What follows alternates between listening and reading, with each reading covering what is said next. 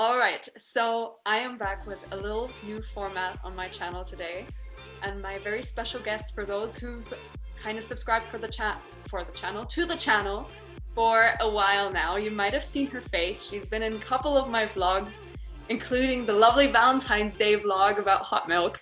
You know I can't stay so drowning in the memory of you. Feelings gonna take over. And today we are reunited in the digital realm to talk about Yungblud's Weird. Because what's better than just like chatting about music, just me to the camera? It's about chatting to a friend about lovely Yungblud. So that's what we're gonna do today. And we are prepared with maybe too many notes, so let's just see how long this is going to take. And we have, try to hold, of course, in all true Yungblud fashion, because we know he loves his tea, we have our tea as well. So matching cups. Woo! even matching cups. Wait, I need to hold it the other way around. There we go, and then we can cheers. Hopefully I don't spill it all over my laptop.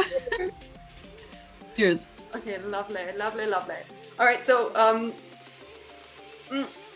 we actually struggled a bit deciding how we're gonna do this, but what we're gonna do is just share the lyrics on screen and then talk about them, talk about the songs, our thoughts, what they mean to us, what we think they mean. So let's just go in with the flow in. So we will start with the first song of the album, which is Teresa.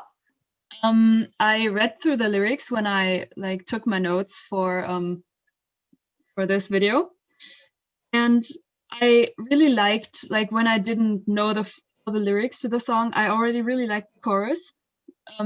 Thought it sounded very comforting, and then I read the rest of the lyrics and kind of got into context and their meaning a bit, and it's even more comforting, and it's really, really beautiful because I think it's so the lyrics are from the perspective of someone speaking to basically their loved one, which would be Teresa.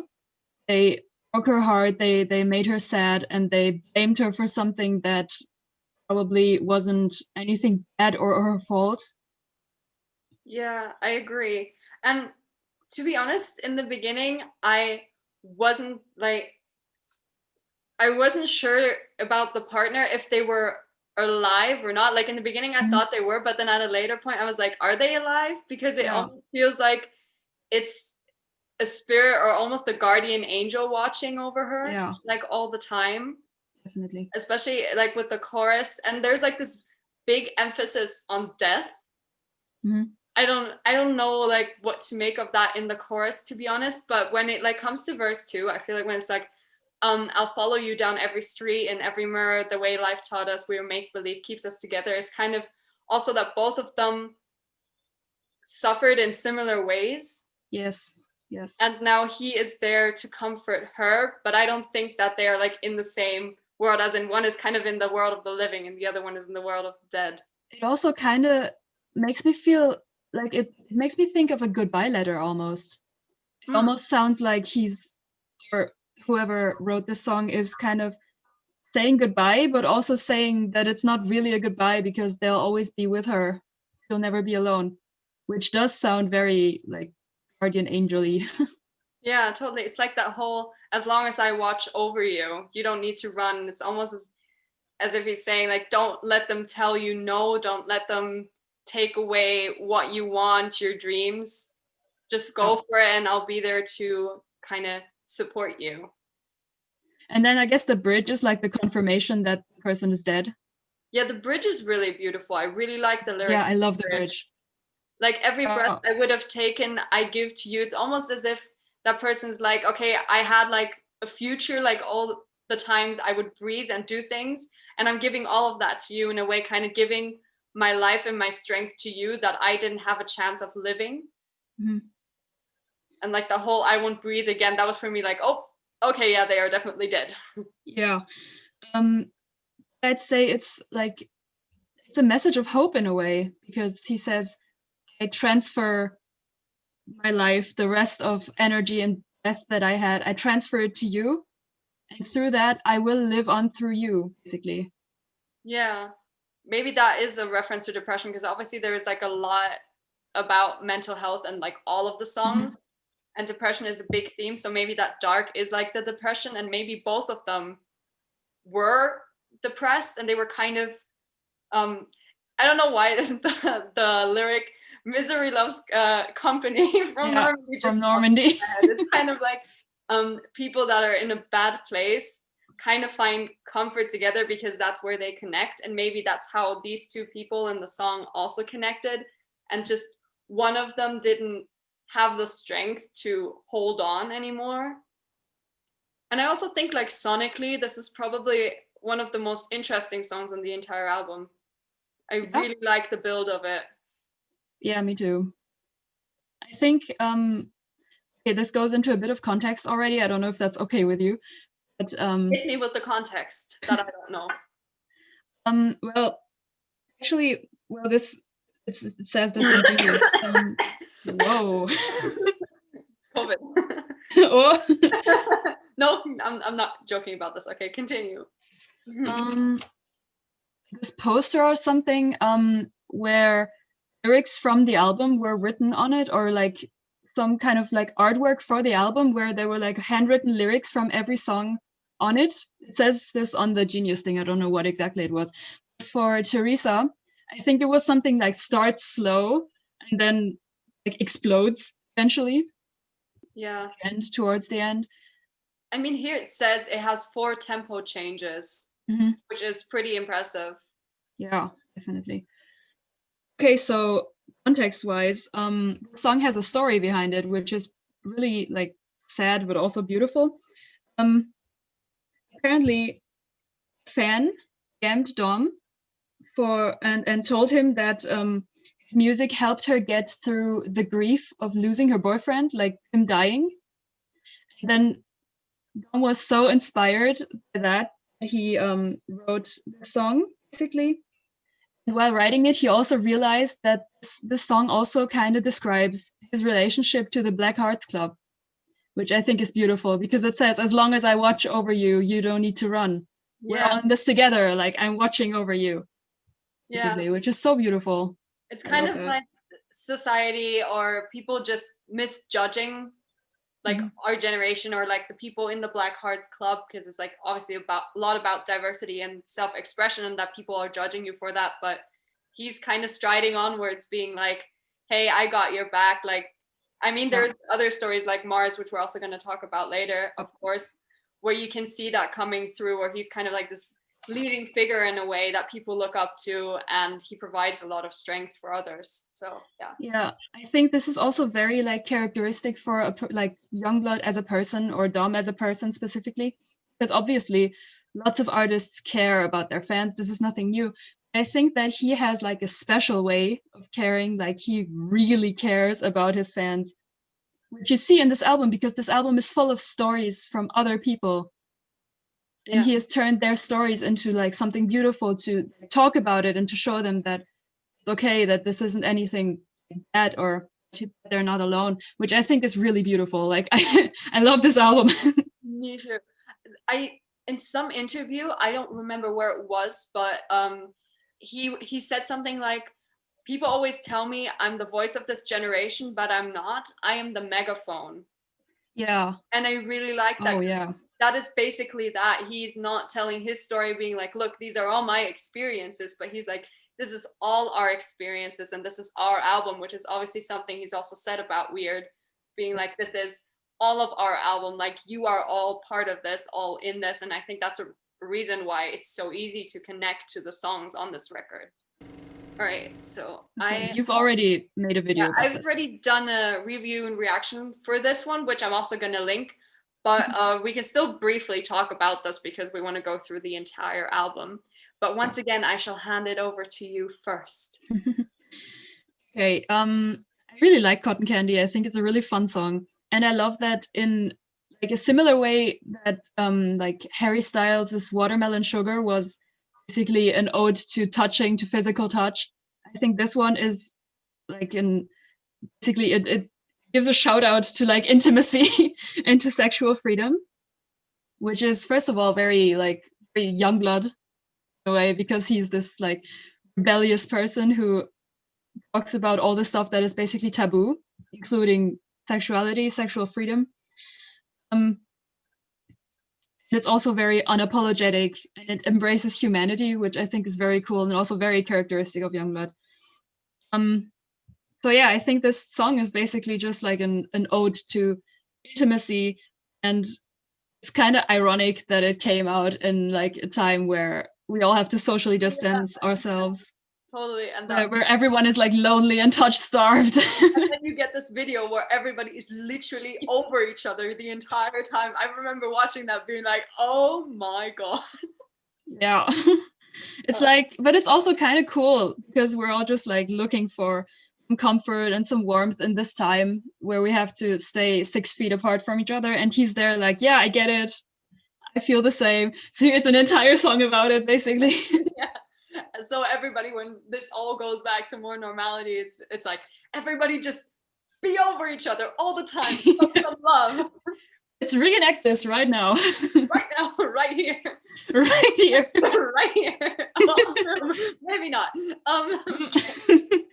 But yeah, would you say you have like a favorite lyric in the song though, or something, or like a part that you specifically like? I really like the "I want to get stuck between your teeth like cotton candy, so you remember me," because I feel that so much. Do you? Like it's just sometimes it's not enough to want to be like in somebody's arms, just get a hug from someone. Like sometimes you just want to so close to someone that you want to get stuck between their teeth, which I think it sounds kind of weird, but like I get what he means. I think I get the feeling behind it. Also, one thing that I wanted to add, I don't know if you talked about this in your review, but the song talks about a polyamorous relationship, which is really interesting. I don't think very normalizing way. My review, but yeah, I read about that after. Yeah. Yeah. I think very interesting. Yeah, I think in an interview or something, Dom also said that he's polyamorous or that he prefers to like be with multiple people. And I think that's really cool to like have just a song that normalizes this, just talks about it really casually. I think that's awesome. Yeah, definitely. And I think that's like, it also sheds a new light on, I'm looking for I think it's verse 2. Yeah, where he talks about like the modern world is turning the wrong way around. And there's something about the way our veggies turn religion upside down. I think probably verse 2 is my favorite part of the entire song because I think there's like so much in there, and obviously with the polyamorous, that also adds to that. And of course, there's the aspect of religion just generally condemning sexuality in a way, being like it's something sinful unless you're married. Really judgmental, yeah. We'll say that even today. So still, like in our modern world, where you think something like that isn't really a thing anymore, it still very much stands for a lot of people. So it's kind of still messed up and the wrong way around.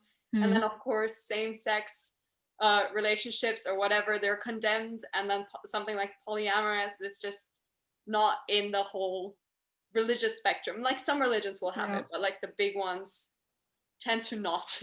Yeah. Then he also says basically in the same verse, just like fuck what society says. Just love whoever you want. Yeah. And just like sex solves all the problems, because in that moment you're just like happy and free. Right. So fun. And basically from one song, a fun song, to the next one, which is Strawberry Lipstick. Oh yeah, very fun as well. All the food fun songs that are just very sexy. Sexy. Except for Lemonade, which isn't in there. Yeah, no, it wasn't. I was surprised that Lemonade was not a single, or like was not a song on the album. But it's a good. I think it was supposed to be, but then it wasn't for some reason. I mean, that's okay. I mean, I still like Lemonade, but I Yeah, can't me get too. why they didn't put it on the album, because it just I wouldn't know where to put it either. I don't think it has like a place in there with the flow. I think it's pretty much perfect. There's no filler songs on this album, and there's not too few either. So I'm happy with how it turned out. So yeah, Strawberry Lipstick, here we are. Okay, so this song is about love as well, basically, but I think this is, or love, because it's about when a relationship turns toxic, like when it turns like unhealthy, but almost, because throughout the whole song he basically says how him and like this girl are like toxic towards each other, especially her towards him. There's a lot of like imbalanced power between a very imbalanced power dynamic, because he's like begging for her to like go easy on him, and he's like he also literally says she holds all the power in her fingertips. Yeah. Which is like, she has all the power and he's suffering basically. Yeah, totally. With the whole, like you just said, with the whole take it easy, and like that she's in control. And he also says like, I know you're so hard to please, but like he's trying to be like the best he can, but she's just, it's like kind of not enough for her, and she's exploiting him in a way. So for him, it's real feelings, it's dedication, and it's just kind of this scenario of giving so much of yourself, trying to like please someone else, give them what they want, but then them just being like meh, whatever, and they have totally got you in the palm of their hand and do whatever the fuck they want with you. Yeah, because it also, what you said, that like they have you in the palm of your hand, and like you actually try your best to please them because you actually want to be with them. This song, it doesn't seem like he ever like tries to make it out. At least he doesn't say it in the lyrics that he wants to get out of this relationship. He just wants her to go easy on him. Yeah. Basically, so that's also pretty interesting. And what I also think, the video is so cool, man. Yeah, the video is so cool. Like the bathtub with the strawberries is like, okay. Okay. It's also very like classic Yungblud, basically old school Yungblud, where he's just angry and like destroying everything, basically. The video is so fun. It's like Sid Vicious just meets this ball of energy, like love it. Great. Fab. And what I also think is really interesting in this one is the whole line with they're gonna lock me in a closet but I'm coming out. So again, kind of this whole, it's also the idea of freely expressing sexuality in a way. It kind of seeps into this song. That's why I think it's kind of neat that it comes from the very fun and sweet Cotton Candy into like this. I think they go really nicely together. I had one note in my like when I wrote something down for this song. I wrote, okay, this song is basically Cotton Candy with the setting for kinky turned up to 11. I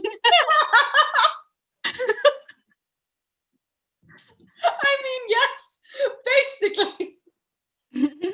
I mean, I haven't. Am I wrong? I love that. I love that. I think that is very much a statement Dom would approve of. They should have hired you for the marketing team. I also really like the outro for Strawberry. I was just gonna talk about the outro. Okay, then go and talk about the outro. The psychic connection is back. No, I thought it's interesting that he says, you can have it all if you don't take my heart. Oh, my camera is messing up. Wow. I'm in slow motion. Wait. This happens sometimes. Hold up. How was that with, you just went full on Decepticon on me. So, I forgot to do this before we started, but I'm gonna change my name. But yeah, this, like, honestly, this line kind of confused me a bit, because he says, you can have it all if you don't take my heart, so don't hurt him, don't break his heart. Yeah. Because I feel like, because she's already hurting him. Because he keeps on saying that he's kind of, or like he's implying that he's giving everything he got. Like, yeah, take it easy on me, you're hard to please. So he's like trying, and saying that you can have it all. Like he's ready to give everything he has and everything he ever is able to give, just under one condition, that she doesn't break his heart. Yeah. That's kind of how I understand it. Yeah, makes sense. It's kind of like this, adding a bit of caution at the end, just being like, please don't hurt me. Literally, you can keep being kinky, but don't break my heart. Exactly. Oh my god. Yeah. Okay. What an outro. So are we outroing into the next song? I think so, yeah. We're leaving the planet also. What? Because the next song is Mars. I don't know. It's just, I thought like after God Save Me But Don't Drown Me Out, I thought that would be like one of my absolute standout songs. And I still really like the song, but Mars has kind of overtaken it as the quiet standout song for me. So yeah, I mean, I've already said a bit about this, so I'm once again going to hand over to you first and then just add on a bit where I think it fits. Is my voice echoing? No. I think it just was. No? Okay, cool. I mean, I didn't hear echo. Wonderful. Okay. Echo. Right. Oh. Okay, so what stood out to this, like, me the most with Mars was the story behind it, to be honest. Because the song itself is already beautiful, but then when you see like the context behind it, it gets like even more beautiful. Which you've talked about already. The song is the story of a trans girl that I met at a show at Warped Tour, I think. And this is one of those instances where I just love that he took someone else's story and he turned it into something so beautiful and so comforting. And so relatable as well. Yeah, it's a universal comfort song, basically. Yeah, universal comfort song, not comfort song, comfort song. Important distinction. Yeah, and I also really love like the lyrics of this song specifically because there's some like such beautiful meaning in these lyrics, some really beautiful metaphors or symbols. For example, I think it was in the second verse. Let me scroll. Yeah, where her mom and dad, they couldn't understand. She couldn't turn it off, become a better man. All this therapy eats away gently at the side of her mind that she never had. Like, when you find out that this is about a trans girl, this is so clever. Yeah. Just really a mind-blowing moment. I think those lyrics are amazing. They're one of my favorite ones in the entire song. That's why I think it's really nice that you also picked them out as kind of stand-outish. Yeah. It's that whole idea, I already briefly mentioned it in my review, where it's kind of like they want her to be a man because that's how they see her, and this whole idea of better man also being a better person, because that's like kind of a statement as well, like become a better man, like become a better human being, but that's just not gonna happen. And with the whole therapy eats away, it's kind of them just trying to change her, but probably like it might also be a reference to conversion therapy, which is a huge problem because it's literally like abuse. Yeah.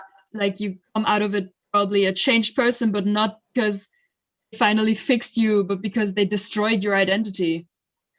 I also really like that he mentioned California here, because later in It's Quiet in Beverly Hills, that's going to be interesting as well. We're going to talk about that. Yeah. I think there are like several, I think he mentions California in another song, but I'm not sure. I mean, he definitely has one entire song about California. Yeah. And obviously he said You mean California? Exactly. Yeah, I literally mean California. But he's said that on multiple occasions that obviously California is a very special place for him, because it's one of the first places where he felt like he was really embraced for who he was. And it was kind of this comfort of being able to live out your true self. So I think this is a really nice kind of shout out to that and to the place, because California is also the city of dreams and like for lost souls. Exactly. Basically, if you want to find yourself and express yourself, that is where you go to California. That's what I was gonna say. Yeah. Well, there you go. See. This song is about the strength of the community, like especially like the Black Hearts Club, because obviously that has been a big factor in the trans girl's journey as well, that she took her parents to the show and they saw like how everyone was. So obviously this aspect of you are misunderstood, but not when you're with us, is a big theme here. So it's basically like everyone here on Mars, like all the aliens come together to unite and feel at home. Yeah, exactly. And then the parents end up accepting her as their daughter. So story has a happy ending. Yeah, it's such a happy ending and hopeful song. And I also really like the music video, even though it's like really simple, Yes. because you can see that all of the people that are in there all have a different story to tell, even though they don't say anything, but you see it in their faces and their eyes, and then the way they interact with like the hands or something that come in, you can tell like kind of, or you can get an idea of what their story is, where they felt like an outcast or like judged or threatened by society. That video made me cry. Yes. So beautiful. Also, I wrote here, it's so like you just said, it's so minimalistic. That's exactly what makes it hit so hard, because it doesn't have like any crazy effects or very complex storyline or something. It just has human emotion. Mm-hmm. That makes it hit really hard. And I watched a video, I think it was yesterday or it was the day before that, where he was talking about some of his music videos. And he said for Mars, the last kind of frame or the last shot, they let that stand for a long time. And it's basically just the backdrop. And he said why they did that was so you watching it on your like laptop or phone have the moment of seeing yourself in the reflection of your phone and being like, hey, this is my story as well. Oh, wow. And I was like, what? How is someone so smart? Like that guy is a genius. For real though. Wow. Yeah. Beautiful. Also, I'm so irritated by the fact that it says Japanese edition with like most of these lyrics. Why? I know. I don't know. I think the only difference between no, I'm like really cautious now. Please. I think the difference between like the no. It's putting on like the trippiest effects. Oh my god, I can't. It's me. Why? Normally it's always me that has like connection issues. Now it's someone else. Like no, this is not connection issues. This is just this thing that Zoom does. I don't know why. It's Inception. Yeah. Aliens are trying to take you to Mars. Exactly. Is there any life on Mars? I'm coming with you. You don't need to glitch my Zoom. I'm gonna come deliberately. Oh my god. Oh, love it. Anyway. Superdeadfriends. Honestly, it took me ages to figure out the title of the song. I feel like I read it probably like 10 times. I was like, super dread, super dead, super. I don't know why. I couldn't figure out what the title said. Only after someone said it, I was like, oh. I'm not dyslexic, but for some reason I couldn't read that. It'd be like that sometimes. Right. Okay. Superdeadfriends. Honestly, first time I heard the song, I didn't like it at all. Like, it was just really weird to me. I was like, why are you so angry? Why are you shouting at me? Please don't, calm down. Also, like, what are you even saying? Yeah, that too. I only understood what the song was about after I read the lyrics. Same, yeah, exactly. Video. I didn't read the lyrics before that. I always skipped the song. I was like, I don't need you in my life. And then I read the lyrics and I listened to the song. I was like, this is actually a really good song. Yeah, yeah, same. I mean, it started to grow on me after like listening to it like 2 or 3 times. But when I listened to, like, I read the lyrics and I actually got into the meaning, that's when I started to kind of appreciate it. Not just like being kind of funny to just listen to. You just screams. It's like,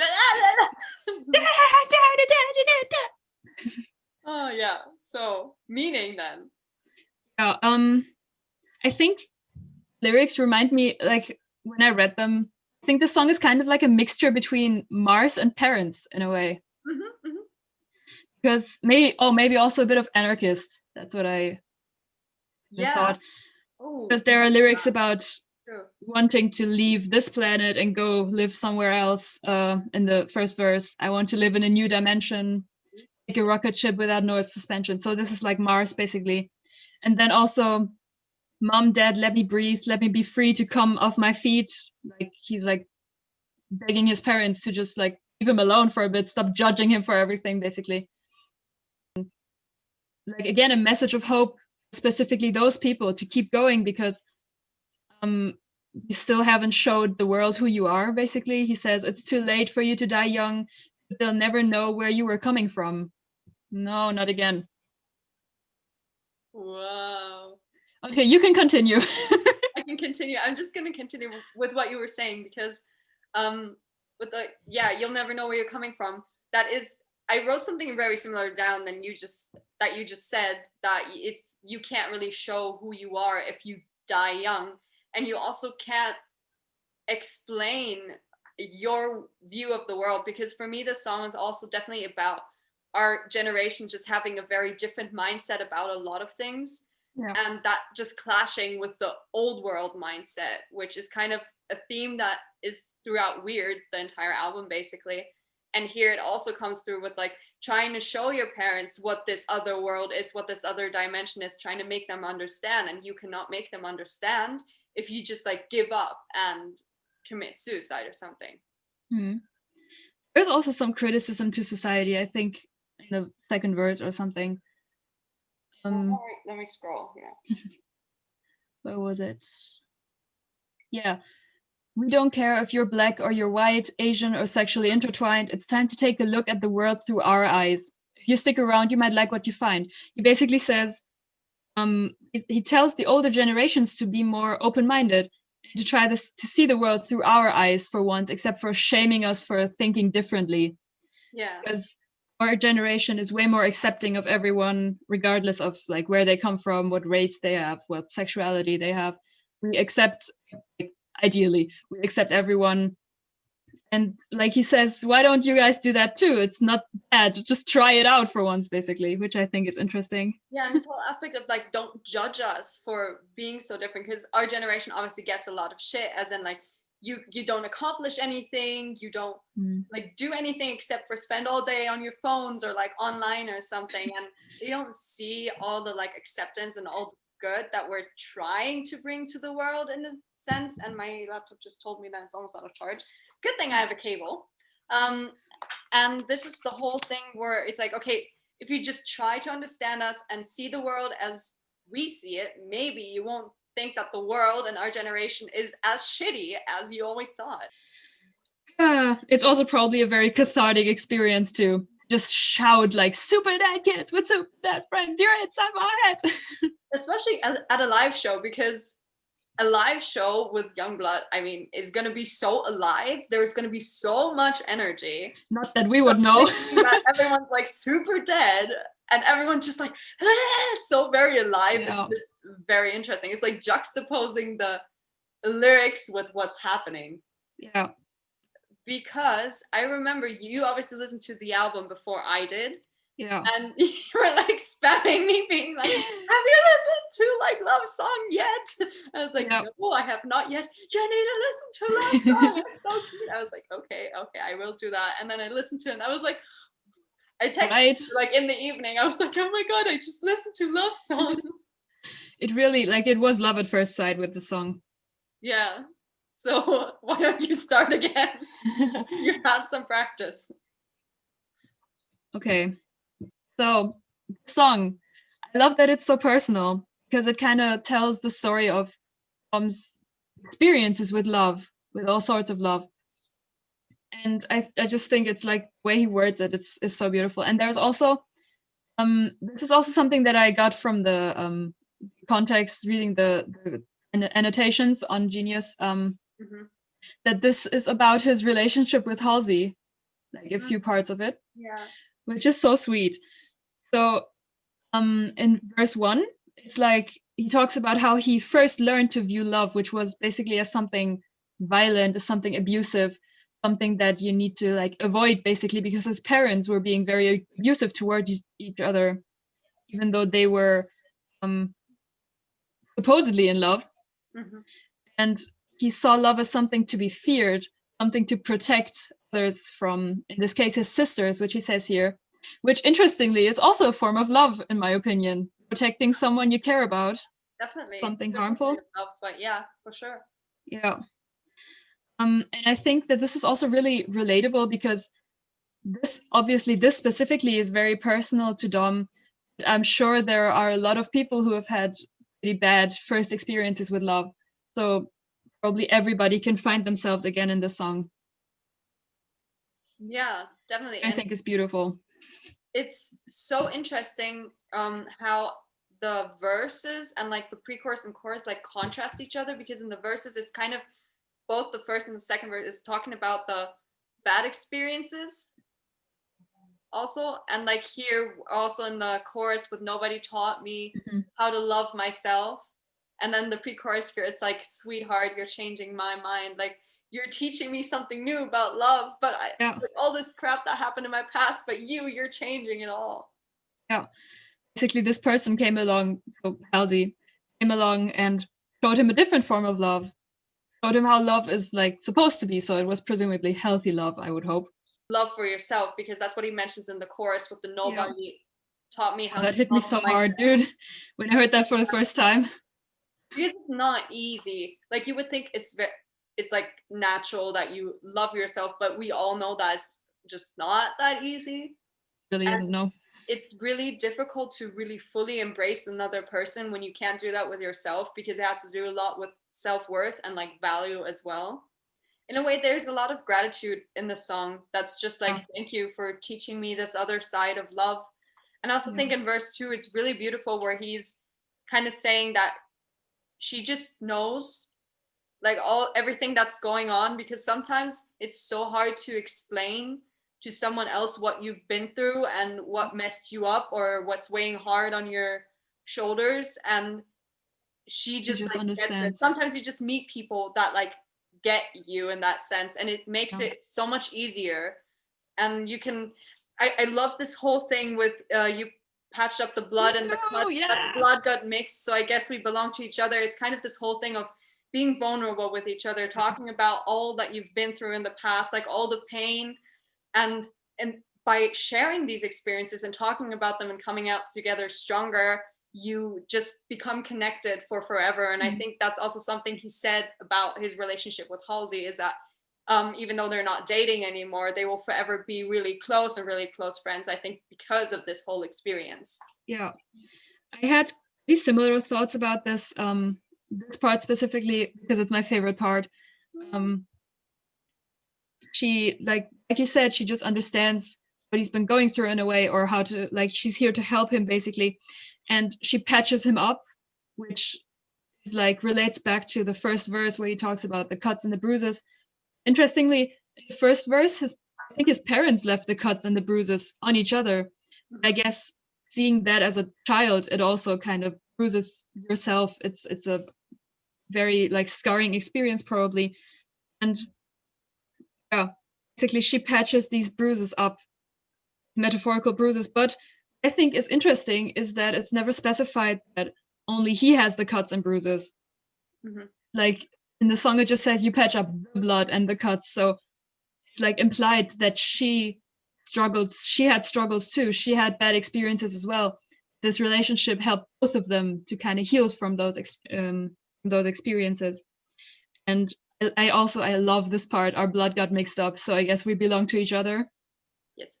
Because the bridge is a reference to a movie. Is it? Yeah, it is. There's a movie called Eternal Sunshine of the Spotless Mind, where it's a dystopian story, like a story like about a dystopian future where people can erase their memories, and sometimes lovers do that to forget all about their relationship. And it's a movie that Halsey really loves. Oh, nice. So yeah, he put this reference basically as a shout out to her. And I just think it's beautiful what he said, like besides the whole reference part where he says, like, even if someone paid him to forget about this love, even if he got money for it, he wouldn't do it because this person is just so precious to him and so special. She's like literally unforgettable. And despite the pain, because obviously the breakup is something that hit him hard as well. So despite all that and going through heartbreak, because when you fall for someone really hard and there's just like this deep love, especially if you have like such a deep connection as they do, and then that chapter kind of ends saying like, everything that's like been good about this is so precious and so important to me, the person, the connection, that despite the pain that I might be feeling now, I wouldn't want to give that up. Like I wouldn't want to forget everything, even if that means I need to live with the pain for a while. And I think The chorus hits so hard. so nice and refreshing to hear a song that talks about love in such a healthy way Yeah. as well, because there's a lot of songs that talk about like love or relationships that address the toxic or like the painful aspect or just that aspect. And in here, you have a bit of everything. You have a bit of like bad love, but then you also have like this pure, this healing form of love. Yeah. And also self-love. Exactly. It Yeah. makes a connection between these two, because there is a connection.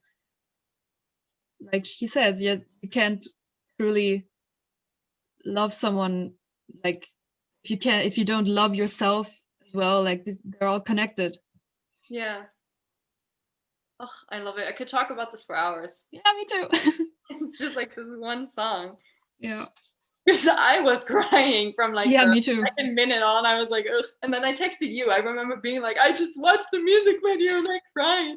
Yeah, we talked about this a lot actually. It took me a while to listen to this song as well, but when I did, Yeah. it just like destroyed me basically, because I was already having a hard time. I was already really emotional in general. And then this song was basically just what I needed to hear, and I was just like bawling. Yeah, it's just really like inevitable. I feel like if you understand the song and you, even if it's just the smallest bit of insecurity or like unaccepted that you've ever felt in your life, you're going to connect to the song and it's going to make you cry. Yeah. Okay, so like when I mean that this song hit me hard, like I really mean it, because I feel like throughout my life, I've always defined myself through my insecurities a lot. And I didn't even know that I was doing it basically. Like this was just how I was thinking of myself in a way. And then I heard this song, and then when I heard the chorus, it says, "Not gonna waste my life because I've been fucked up. It doesn't matter. I won't let my insecurities define who I am." I was just like, wait, holy shit, this is my situation. And that's just why it hit me so hard. Because, like I said, it was just what I needed to hear. It gave me a huge confidence boost. And it just kind of made me realize that I've been doing that for so long, just defining myself through my insecurities instead of defining myself through everything else, because my insecurities aren't my whole personality, obviously. Yeah. It's so relatable. Like, Yeah. I feel like especially verse 2 is a crazy one. Like, I feel like a lot of verse 2s for Yungblud are just like extra heavy. Like verse 1 is already like oof, and then you get to verse 2 and you're like, oh, ow, wow, okay. Because here it's the whole thing of there's so much like pressure on you to be a certain something, be a certain someone, and then it all just weighs down on you so heavy that you get to the point where like I can't do this anymore. Like I need to somehow exit the situation. And Yeah. he's of course in the song saying like just shake it all off, just embrace who you are and kind of shake off the weight that way instead of being like, okay, I'm gonna withdraw further and then maybe end my life or something. It's this whole embrace it. This is again like the whole album does that basically, but this is again one of those songs that just just shows how much Dom really understands struggles, like how understood he can make us feel, because this is like a huge source of comfort. This has been a huge source of comfort for me to just hear this song and hear these words where he says, it doesn't matter that you've had bad experiences. It doesn't matter that you have insecurities, because you still deserve to have a good life. You don't need to waste, your life is not wasted just because you've had like insecurities and doubts, just because you've been depressed. You haven't been always happy, basically. For sure. This song kind of empowers you to become a protagonist in your own life in a way, because it's this whole thing like I'm not gonna waste my life because I've been fucked up. You're saying like enough is enough. I've had it with this. And in the music video, obviously there's this whole idea of the teddy bear kind of going out with him and beating up these people on the street that are like, hey, what the fuck, what are you on about? And kind of getting him the number from the girl and everything. And in the end, it turns out that it wasn't the teddy bear, that it was him. Yeah. So it's kind of saying like, you should feel like you can do this, that it is your actions, that your actions define your life, that you make the choices. One of my favorite parts of the song, interestingly, it's like such a small part of it, but I love the little part at the end where he says, "Good night, everybody. Yeah. See you tomorrow." And then he says, "I think we might be all right, you know." It's just such a small little sentence. It's so like you wouldn't even notice it if you weren't like actually listening to the song, because it's also pretty quiet. I just love that so much because it's such a like light-hearted little sentence. It makes you feel so included because he says we. I think we might be all right, you know. It's Him so to casual. everybody. Yeah, definitely. So casual. And also the whole thing of see you tomorrow is so hopeful. Yeah. Also in the Really sense is. there will be a new dawn for you. There will be a tomorrow for you. Even if everything looks dark and shitty today, tomorrow it's going to be better and we're going to be fine. And I'm still gonna be here tomorrow. We're still gonna be here tomorrow. Yeah. We're all We'll in still be this together. together. Right. I mean, yeah. We are. He Wow. played this live many, many times before he put it on the album. And I was Yeah. actually kind of surprised it was on the album. And to be honest, I heard Ice Cream Man live once, but I didn't really pay that much attention to Ice Cream Man, and I didn't get the hype around Ice Cream Man. And I'm still kind of a little bit, I still don't really get the hype about Ice Cream Man, even though it's a cool song. Yeah. I don't Get it. know. It's a weird one. I like it, but it's a weird one for me. Yeah. Me too. I struggled a little bit when I was trying to like find out what the song is about, because there are barely any annotations. So I really had to come up with all of this myself. Had to do some actual work this time. Oh crap.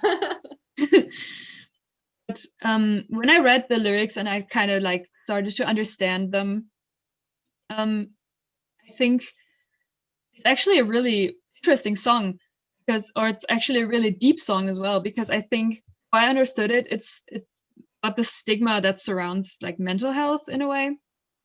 Mhm.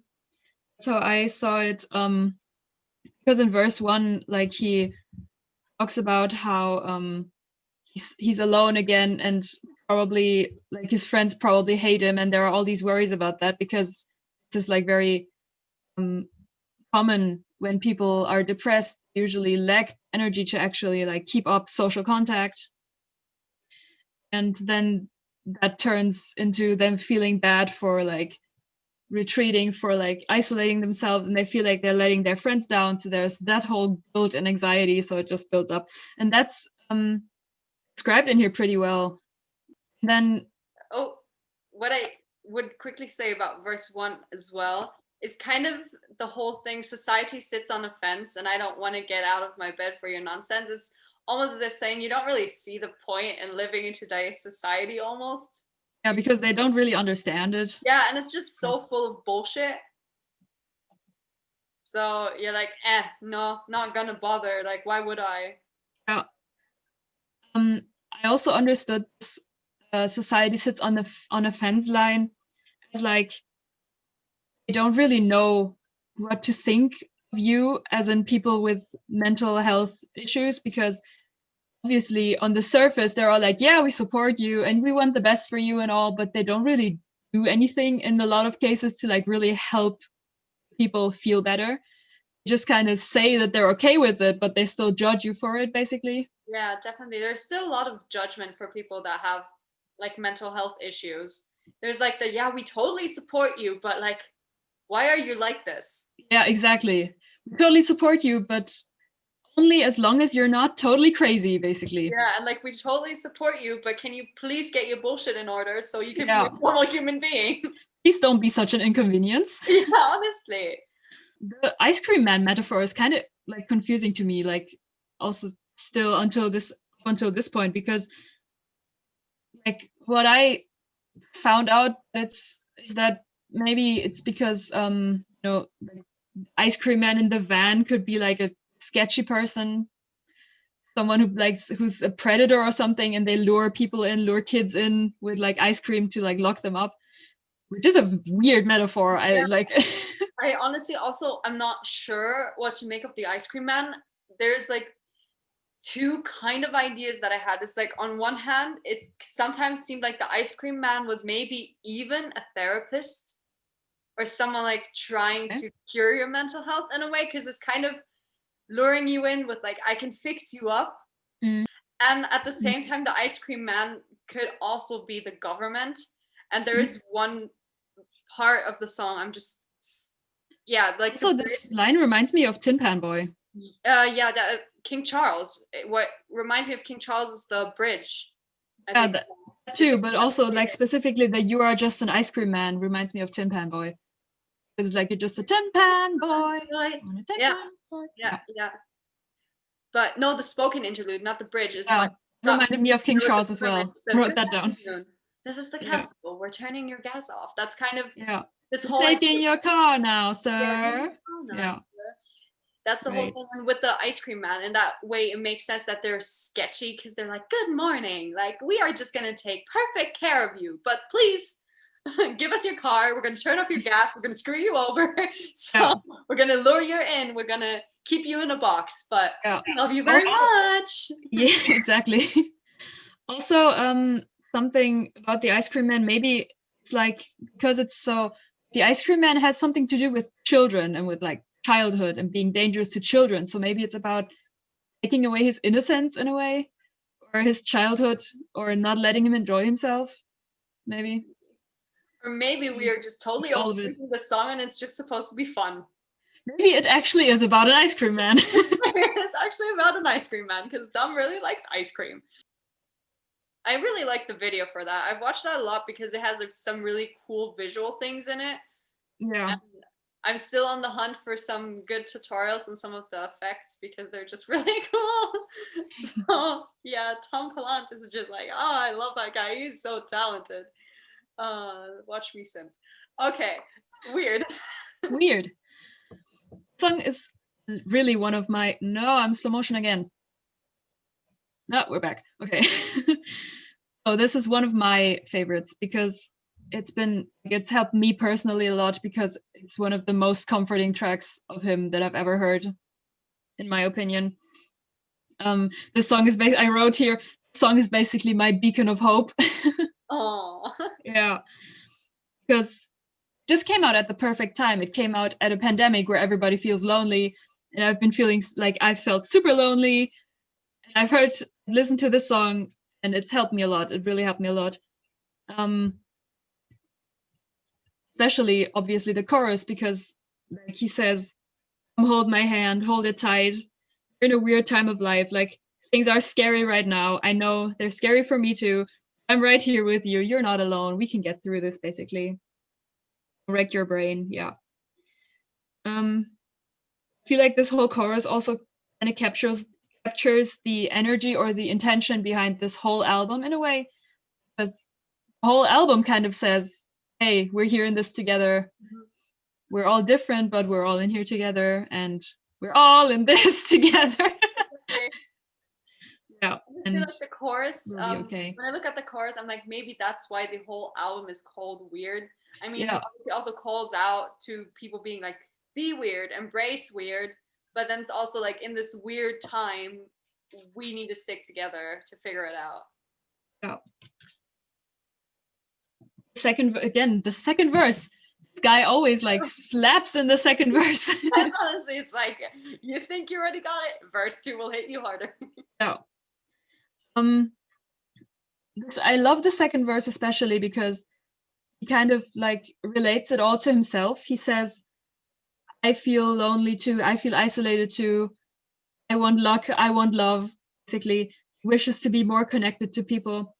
And I love the way he says it. So like the way he words it in the song so much, like where he says, "I want luck. I want love. Sharing earphones on the bus and wake up next to you in Glasgow." This is just like the sharing earphones on the bus thing. It's such a pure gesture, such a small pure thing, and such a human thing as well. Like sharing your music with someone you like. That's such a sweet thing, and it's just like so human. And then the Glasgow thing is basically a symbol for connection, for traveling, for like meeting people, being friends with people all over the world, which is also like really, really sweet. And I just love this so much. Yeah. And also the whole thing with I want luck, I want love. It's like, Too. me too. And Yeah. like the end of verse 2 kind of addresses all these worries out there, like especially with the see my mom and father die, where you're like, oh my god, holy shit, like this could happen. And Yeah. then it's like, but the sun will shine tomorrow. So basically saying like, no matter the fears you have and no matter the things that will happen, it'll get better eventually, and there will Yeah. be better days, there will be brighter days again. So just very hopeful.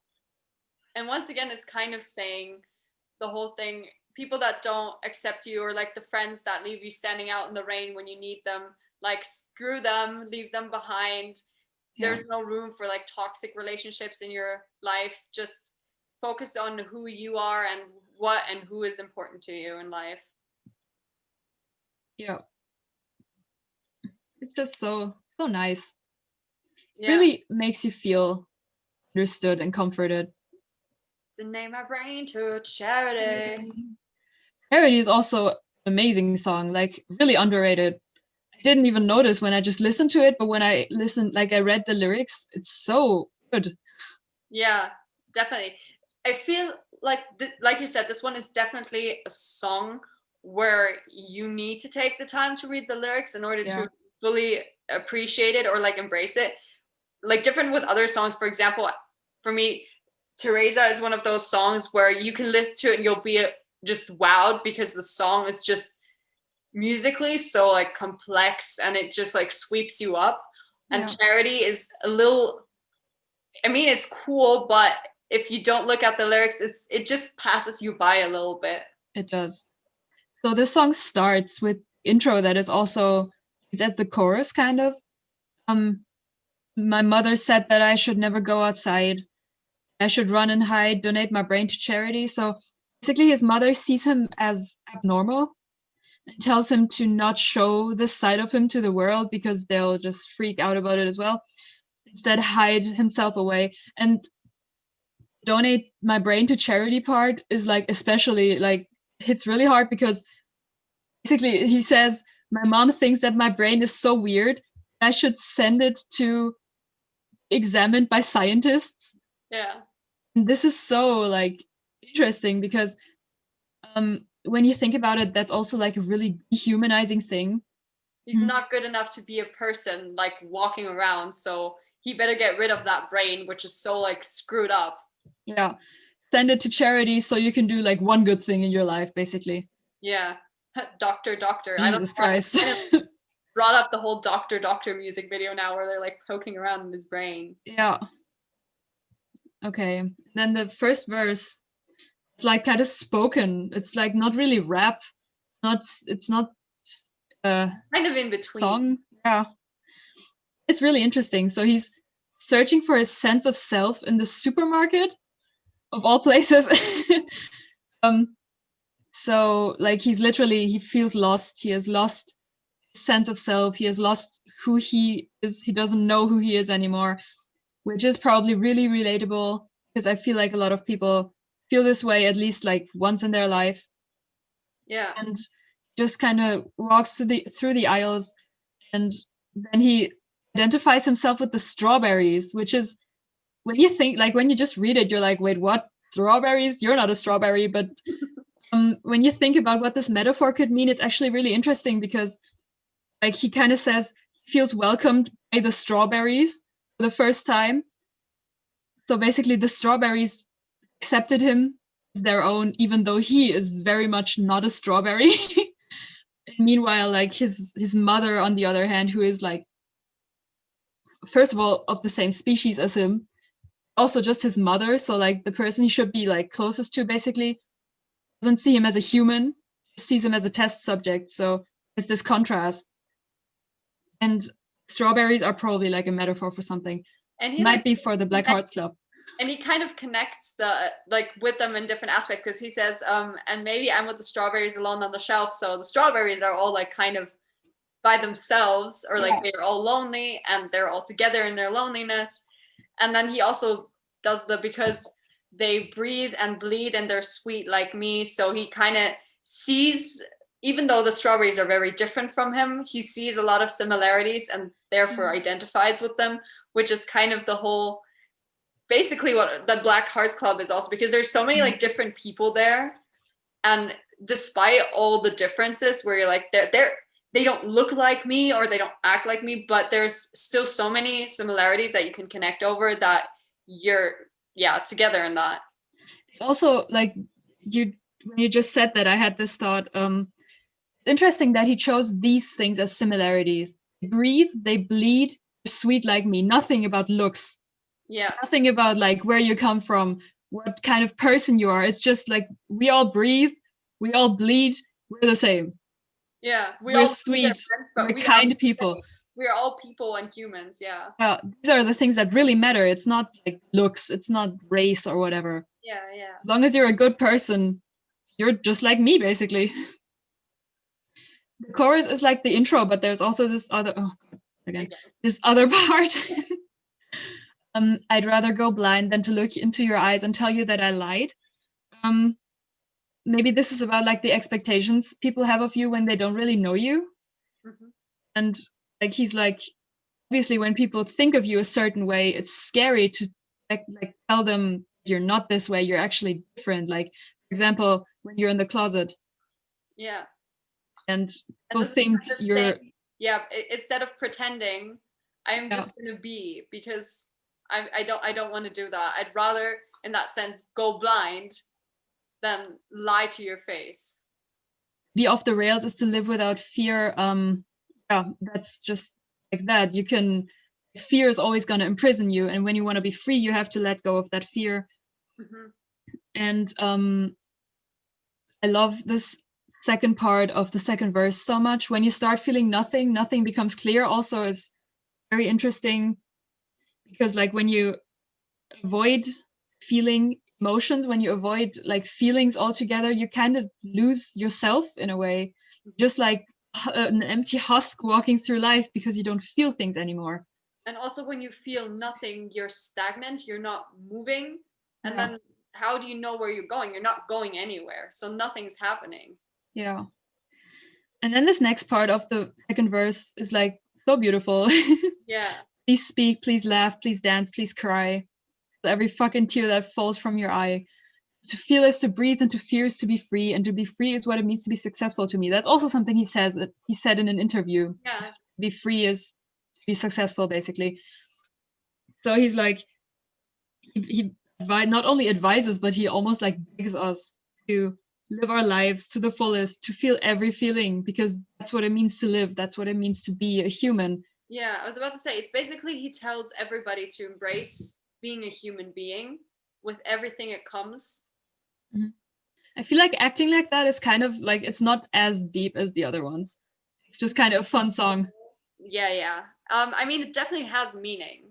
What the fuck? Sure. Acting that Jennifer Lopez. Oh no, that's not it. Hey, Yungblud, you've changed.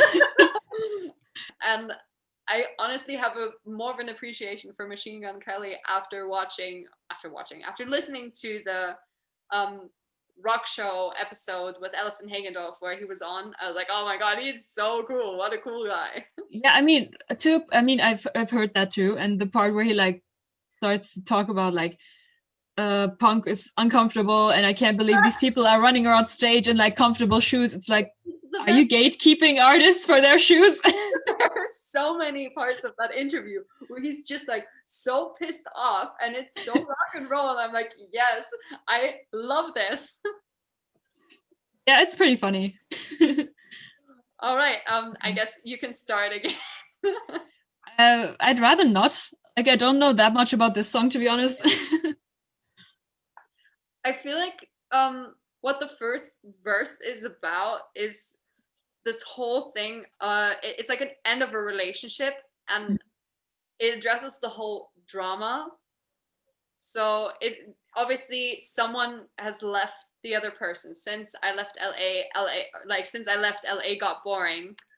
Hey, I'm back on my bullshit. So basically, it's this whole thing. The drama has left. That drama that came with that relationship they were in. but now it's like boring. And it's almost in a way saying like, I kind of almost miss it in a way.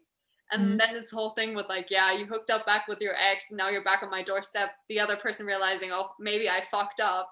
And they're coming, like crawling back, almost begging for your forgiveness, being like, please take me back. I really screwed up, but he's kind of like, no, I don't want to. And he's like, what the hell? And the chorus then with the, you're way too hot to be acting like that. Don't be so cheap in a way.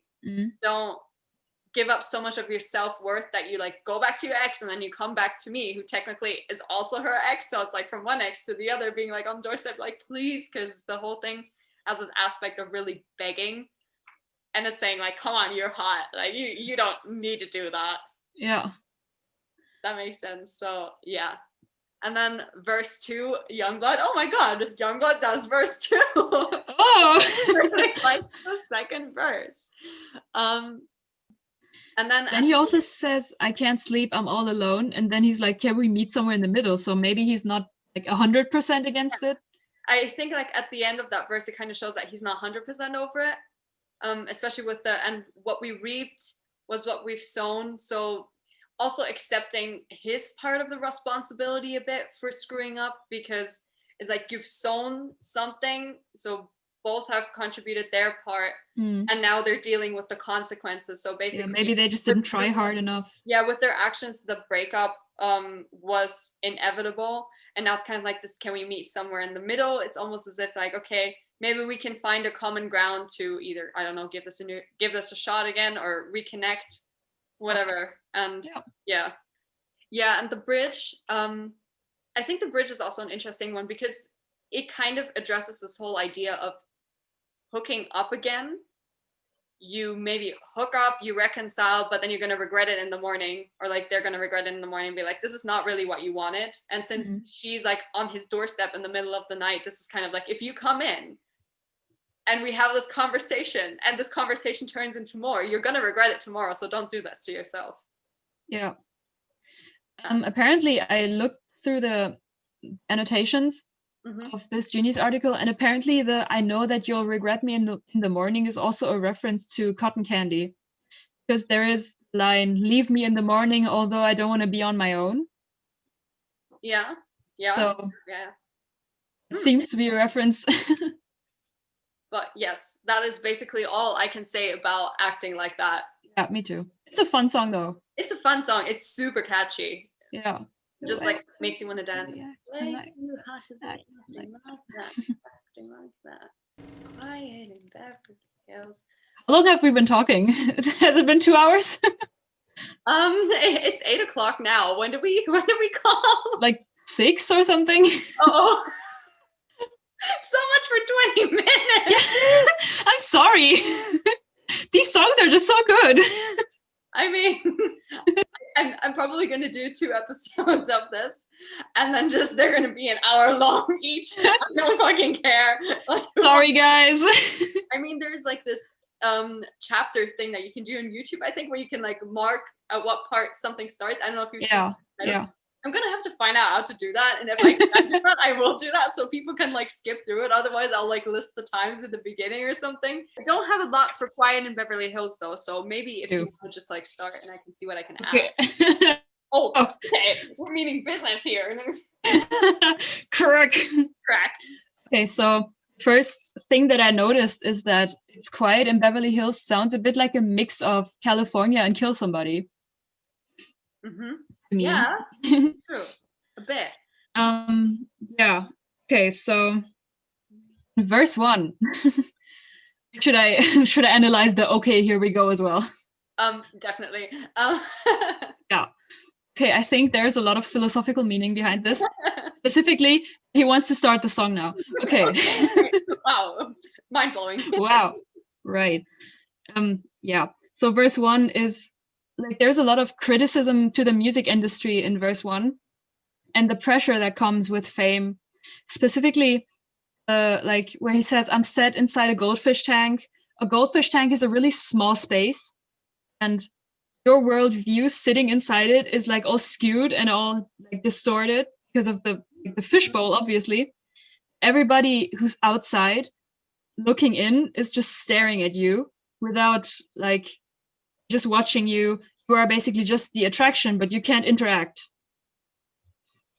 So yeah, this is what so it's basically like, this is what I think sometimes people describe this feeling. This is what it feels like to be an entertainer. Like everybody's staring at you and just views you as an attraction, but you can't really do anything about it because you can't interact with them. And you're just like confined to your like little space, just like swimming in circles, being like do do do do do do do do do do.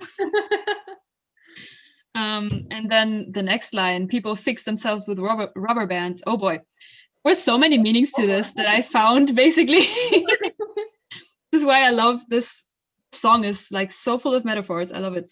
The first one, maybe fix themselves with rubber bands. People who do like heroin, who like use a rubber band like as a yeah. I not know there, but that is actually a very fair point.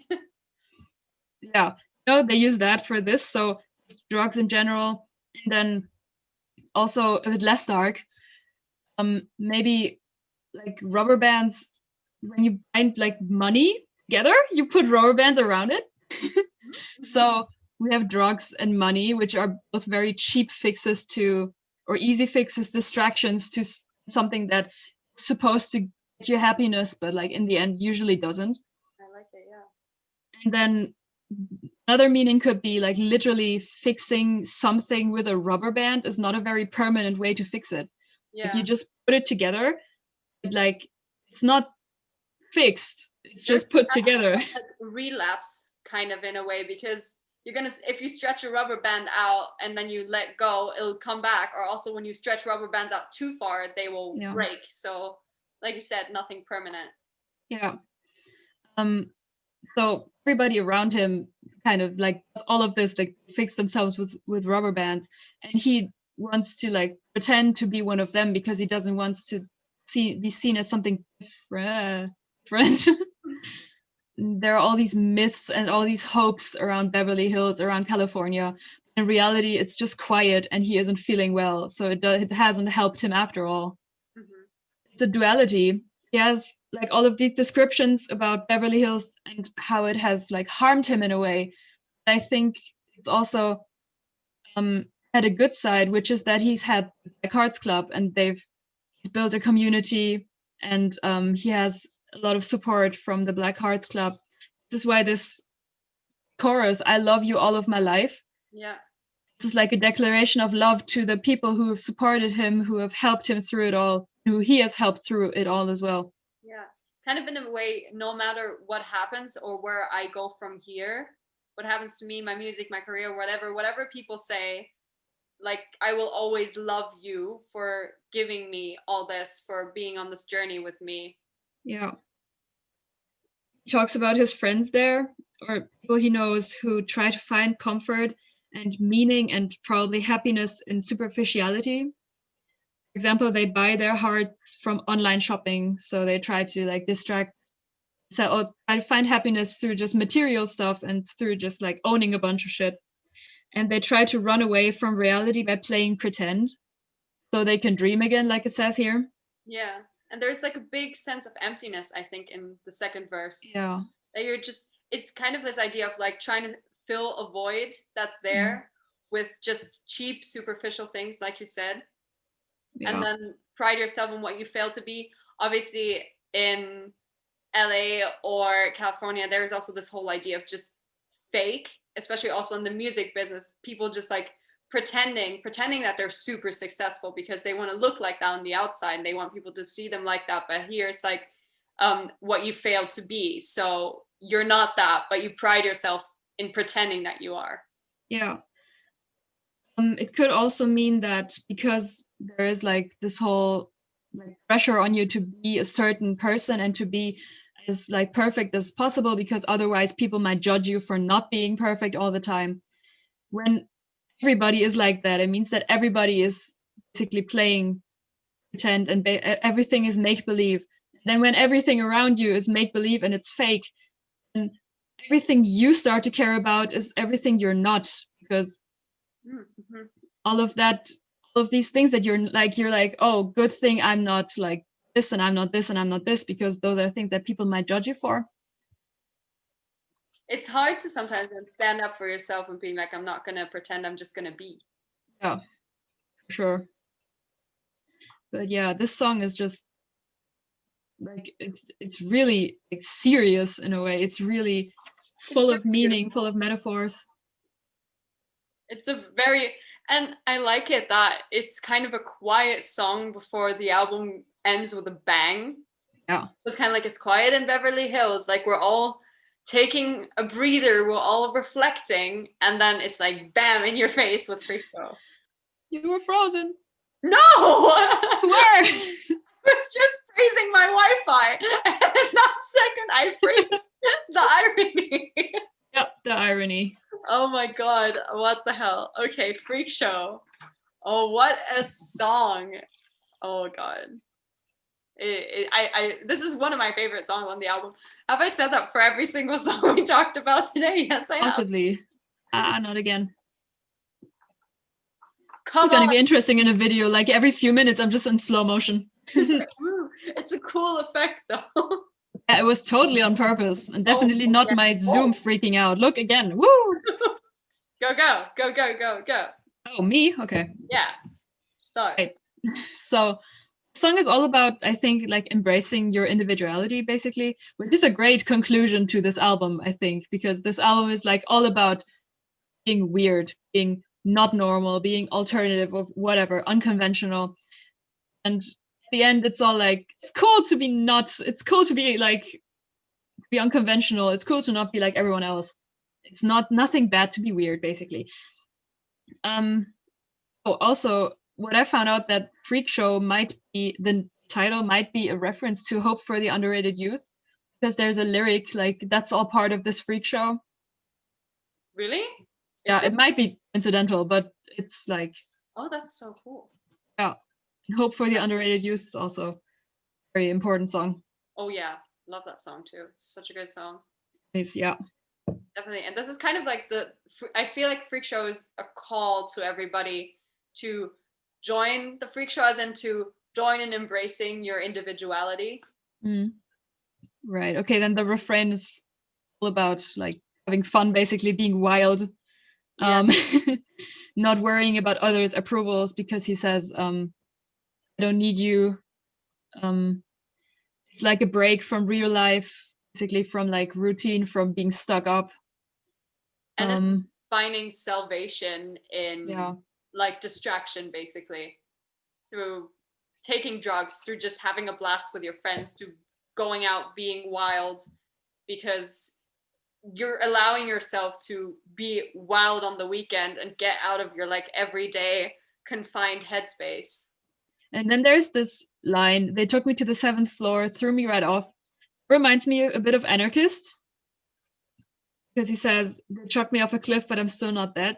Dead. Yeah, true. Yeah. And then he kind of says, like, everybody wants to be a little like us, but they don't understand all the things we've done. People want to be individual. Like, it's not bad to be like not like everyone else, obviously, but they're not really committing to it. Basically, they're like afraid of fully committing to it, fully letting go of what everybody thinks of you, because only then you can be like a true individual, if you don't care about what others think, basically. And I feel like there's also a bit of jealousy in there, like, yeah, for sure, because they're jealous of you just being weird and being yourself. Yeah. And they don't see why you are that way or why you've decided to be that way. It's that they're like, oh, why are they like that? Like, they don't understand it, so they're kind of scared of you, because but secretly you're so much more powerful, basically. Yeah, for sure. But then the chorus, like, there's this really interesting, I love this line, faux plastic dolls with their hands in their ribbons will strangle us all. Like, fake people, the ones who are the hypocrites, the ones who are judgmental, those are the real danger. Ones that look so pretty, but like in reality are just like, basically. But no one sees it because they pretend to be perfect. They'll all be forgiven, even though they are the ones who are actually doing the damage. Yeah, I think there's also like this aspect of a lot of people just conforming to the point of where they don't speak up and voice their opinions and are like afraid to make statements. So in a way, when everybody just like keeps quiet and conforms and like nods and smiles, that is kind of going to screw us all over because we're not going to develop, we're not going to get anywhere that way. I won't let them change me. I will stay true to myself. And by doing that, he's giving everybody else also basically a space to be themselves as well. He's like, welcome to the freak show. You can be yourself here. I hope you find yourself today, because this is what this is for. Side note, does this remind you of The Greatest Showman too? Or is it just me? Yes, totally. I mean, that is all about like embracing being a freak. Okay, so he says that he's asleep, also wide awake. I pray the Lord my soul will break. I kind of had a bit of like difficulty understanding this first, but the way I interpreted it is that he says he's asleep, so kind of not really living in a way, not really being himself. He's also wide awake, which could maybe mean that he's like literally awake and can't sleep because of like doubts or anxiety or whatever. So that's how I understood this. Yeah, I understood it quite similar in the sense of I'm asleep referring to numbness, because that's also definitely something he's talked about in other songs, and we've also addressed this whole idea of being numb but wide awake kind of on the inside, as in on the inside there's like this vibrant person and personality, but you're kind of asleep on the outside, not letting that vibrancy kind of get out. In the long run, it's not fulfilling to just exist and not really be living, you know? So it's like they don't understand how it all will end.